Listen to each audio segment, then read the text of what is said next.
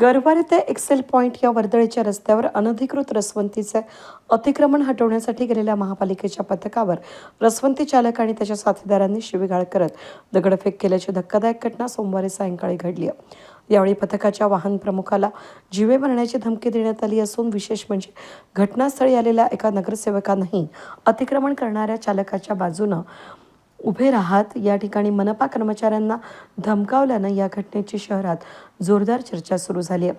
अतिक्रमण विभागाच्या कर्मचाऱ्याला मारहाण होण्याची शक्यता निर्माण झाली होती, मात्र अंबड पोलिसांनी वेळीच धाव घेतल्यानं पुढील अनर्थ टळला.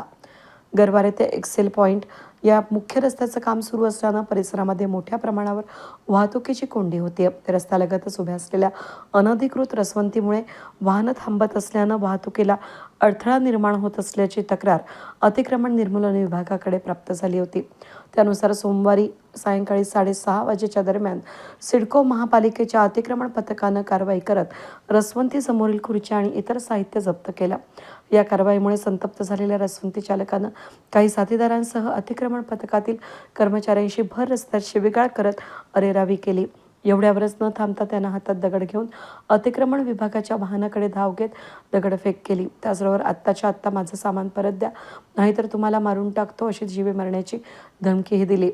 परिसरातील एका नगरसेवकांनाही घटनास्थळी येत रसवंती चालकाच्या बाजूनं उभं राहत मनपा कर्मचाऱ्यांना तुमची बदली करून टाकतो असा दम दिल्याची माहिती समोर येते. या प्रकरणामुळे काही काळ परिसरात तणावाचं वातावरण निर्माण झालं होतं. या घटनेनंतर संबंधित रसवंती चालकासह नगरसेवकाविरोधात गुन्हा दाखल होणार का असा सवाल आता उपस्थित केला जातोय. वेद न्यूजसाठी प्रतिनिधी चंदन खरे, सिडको.